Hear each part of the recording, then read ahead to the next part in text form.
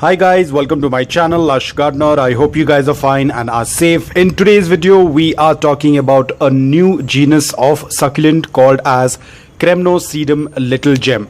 It's an absolutely beautiful succulent. Now the reason I'm putting this in medium for beginners, even though it's a fairly easy to grow succulent, but there are certain things you need to remember while growing this succulent. Now this succulent can be kept in morning direct sunlight only after acclimation. You need to give it a good amount of morning direct sunlight for 5 to 6 hours, or you can keep it in indirect bright light. I'll let you know how it tends to look like when it is exposed to morning direct sunlight.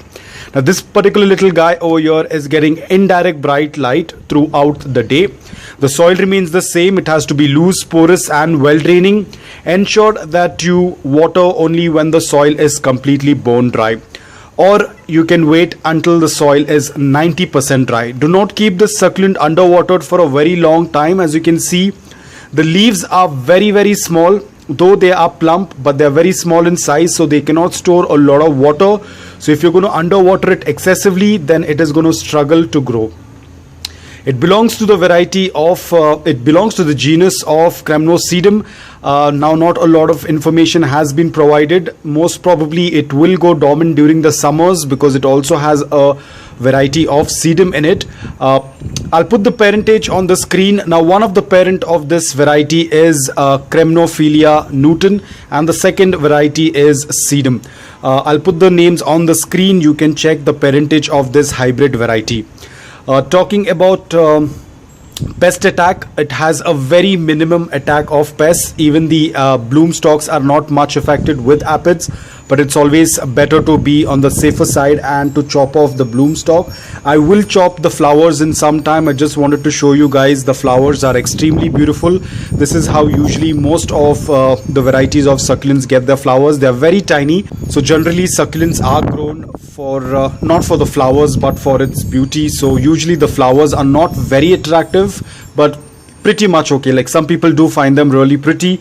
It depends from person to person, but I usually chop them off because I do not want uninvited guests in my succulents, especially the aphids and mealybugs. Aphids can be a big torture.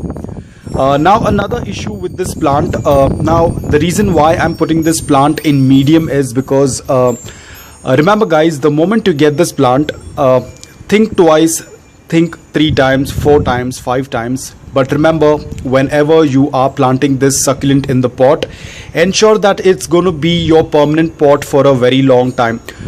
This plant, this variety, as well as we have the Cotyledon pendants, we have a lot of other varieties like these smaller varieties. These are very prone to shock. So if you're going to do a regular repotting, like let's say you bought this succulent, you have potted it in the pot, and let's say after a month or so you feel like you're not liking the pot and you go ahead and take out the succulent and you put it in another pot, there are high chances that these plants will get into a shock. Most probably they will just die off. So you need to be extremely careful that you do not play around with this variety or certain varieties like these smaller varieties, because they are very prone to shock. I lost one of my variety of this because my dog happened to bite on one of the leaf and I was not very sure, and it rained at the same time and the entire bunch of the succulent started to rot with a very small little cut. So you have to be extremely careful. That's the reason why I'm putting it in medium, because you need to have a good amount of experience. Weather wise it's not much of an issue, but you have to be extremely careful. As you can see, there are going to be a lot of tiny pops everywhere, and whenever you tend to separate this, you have to be careful that you do not water the pot, not even bottom watering. Do not keep moving it from one pot to another. It tends to get into a shock and it might die immediately. Otherwise, if you're going to leave it alone in the pot, it will grow very well, it will thrive, but a lot of times they do not go very well with transplanting or repotting. So that's the reason why I'm putting it in medium, because I have faced this issue. One part of the stem was broken and then it rained and the entire huge bunch of the xCREMNOSEDUM just perished. So you have to be extremely careful. A lot of times what happens is when you tend to do a repotting, a lot of times it will just not bounce back. It will just start to, the health will just start going worse day by day. So you have to be extremely careful. Get a pot, ensure that you are going to keep it in that pot for a really long time. And that's the reason why I would say, if you're doing any kind of cutting, do not take the mother plant out completely from the soil. Just let it be inside the soil. You can probably do small cuttings here and there, but do not completely take it out and disturb the roots, because at times it's very difficult for this plant to get adapted.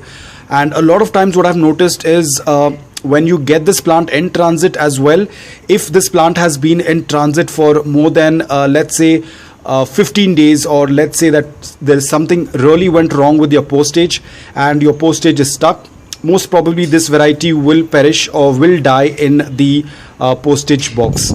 So it's mostly, usually it gets affected in transit if it has been in transit for a really long time. And whenever you're purchasing this variety, or let's say that even if you're taking it from your friend, ensure that you take a good size. Do not go for a very small pup like this. Usually when you transplant a small pup like this, a lot of times it will not survive. So you need to take a nice good size of a clump if you're taking it from someone, or if a friend of yours is sending, ensure that you tell them to send us good size, because smaller the size, it's more difficult for it to get adapted.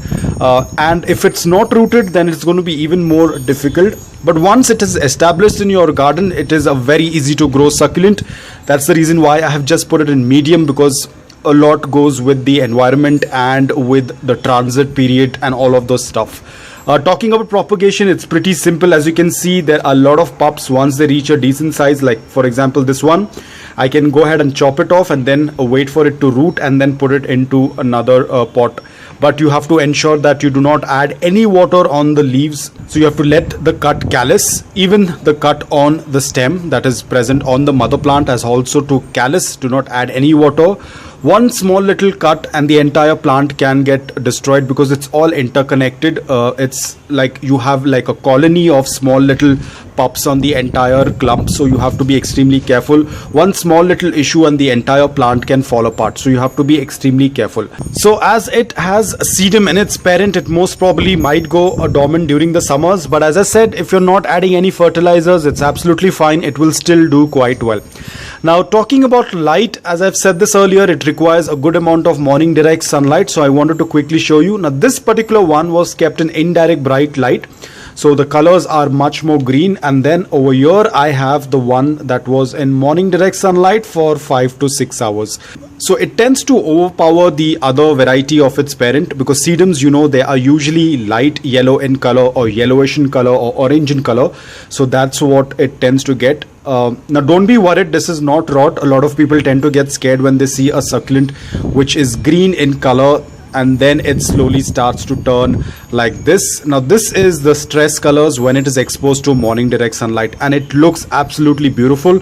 This is light green in indirect bright light. It's going to be more orange. In fact, it's going to turn even more orange when it is exposed to morning direct sunlight. Now very soon it's going to be summers, so it's going to get into its dormant period, and this is what it's going to look like. You can see this color over here. It's going to turn that bright orange in color. Looks absolutely beautiful.